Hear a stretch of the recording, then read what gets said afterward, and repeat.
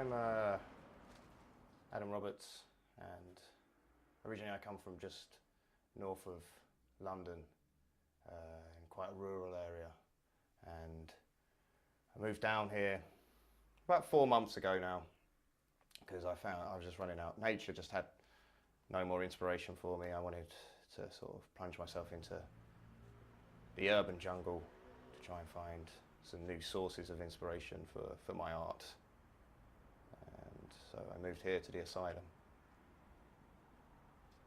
I say it's working very well. There's a lot of energy in this place, a lot of energy.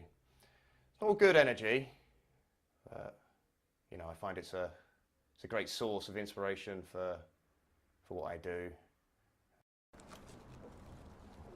I take human interest stories, quite often popular culture, and I analyse that and distill it into its purest and neatest form, which I found to be hendecasyllabic verses.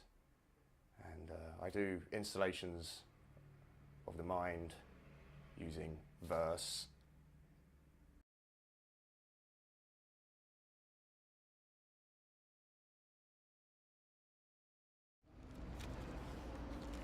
John Terry's in-laws, living in a caravan. 125 per week.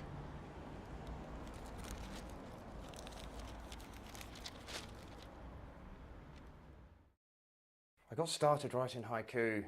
I remember it very vividly. I was on a train.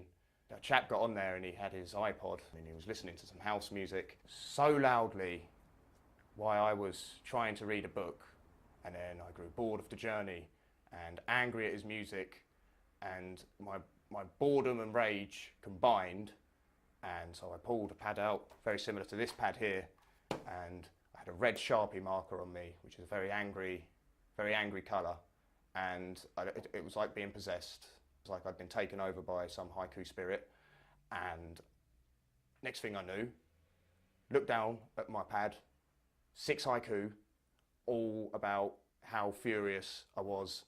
I was in a trance, and when I came round, he'd gone. He wasn't there anymore. I don't think he'd seen my haiku, and I'd missed my stop, but I'd found a passion.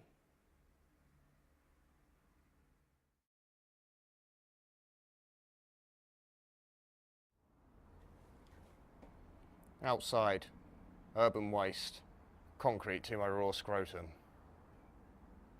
Is this city life?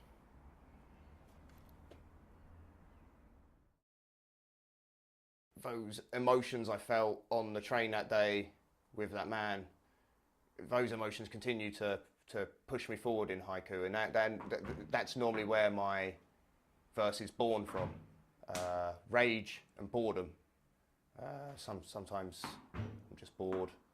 Sometimes I'm so bored that it makes me angry, and you know, there'll be a powerful haiku, and then I'll be so angry that I'll get bored of being angry, and that will come out in being quite a powerful haiku as well, because my boredom will peak, and my rage will just leave me, leave through my arm, out through the pen and onto the page.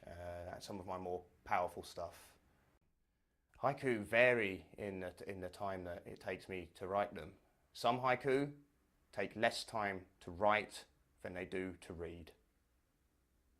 I don't even know those ones have happened quite often. I'll just be sitting there, I'll look down at my page, I've written a haiku, and I'll read it back to myself. It may not always make sense, but it's a haiku.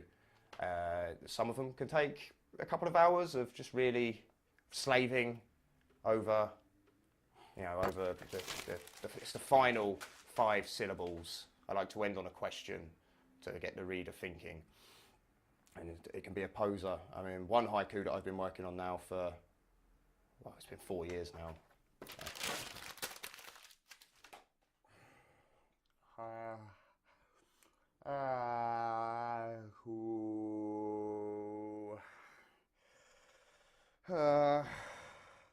And it's just 3 syllables. Powerful 3 syllables, and you cannot rush these things, but